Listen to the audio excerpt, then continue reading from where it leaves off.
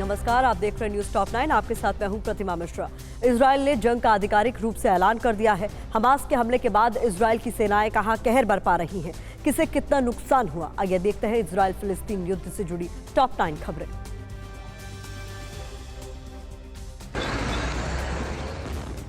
Hamas के rocket हमलों के बाद इजराइल ने जंग का ऐलान कर दिया है। पीएम नेतन्याहू ने हाई लेवल बैठक के बाद आधिकारिक रूप से घोषणा की। इजराइल में 50 साल बाद जंग का ऐलान किया गया। इजराइल ने हमास से 50 बंधकों को छुड़ा लिया है। साउथ इजराइल में इन लोगों को बंधक बनाया गया था। इजराइल ने हमास के कब्जे किए इलाके को भी खाली कराया है। हमास और इजराइल फोर्स के बीच जबरदस्त फायरिंग के बाद कार में भाग रहे हमास के लड़ाकों को गिरफ्तार कर लिया गया है। इजराइल पर हमास के हमले अभी भी जारी हैं। रात भर इजरायली ठिकानों पर रॉकेट दागे जाते रहे। आज दिन में भी गाजा पट्टी से बड़ी संख्या में रॉकेट से हमले किए गए। हमले में अब तक 350 से ज्यादा इजरायलियों की मौत की खबर है और 1500 से ज्यादा लोग घायल हैं। फिलिस्तीन समर्थक देश और संगठन इजराइल पर बड़े हमले की तैयारी कर रहे हैं। ईरान समर्थित लेबनानी मिलिटेंट संगठन हिजबुल्लाह ने इसके लिए बड़ी योजना बनाई। हिजबुल्लाह के लेबनान सीमा पर 50,000 रॉकेट तैनात करने की खबर आई। किसी भी समय इन रॉकेटों के जरिए इजराइल पर बड़ा हमला हो सकता है।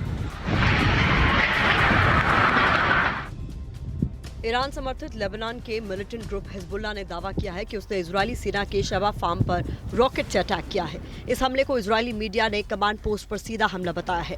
शबा फार्म लेबनान, सीरिया और इजराइल के बीच स्थित विवादित एरिया है जिस पर इजराइल का कब्जा है।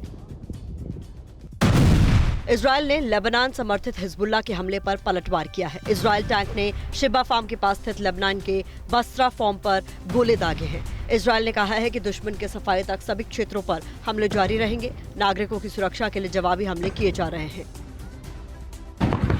इजराइल फिलिस्तीन जंग में टैंक की एंट्री हो गई है। इजराइल के मरकवा टैंक को बॉर्डर पर तैनात किया गया है। मरकवा टैंक से फिलिस्तीनी लड़ाकों पर शेलिंग की जा रही है।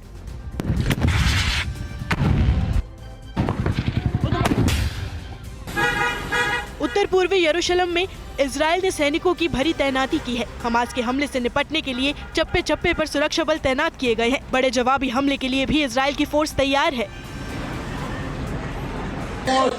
इजराइल ने हमास से 50 बंधकों को छुड़ा लिया है। साउथ इजराइल में इन लोगों को बंधक बनाया गया था। इजराइल ने हमास के कब्जे किए इलाके को भी खाली कराया है। हमास और इजराइल फोर्स के बीच जबरदस्त फायरिंग के बाद कार में भाग रहे हमास के लड़ाकों को गिरफ्तार कर लिया गया है।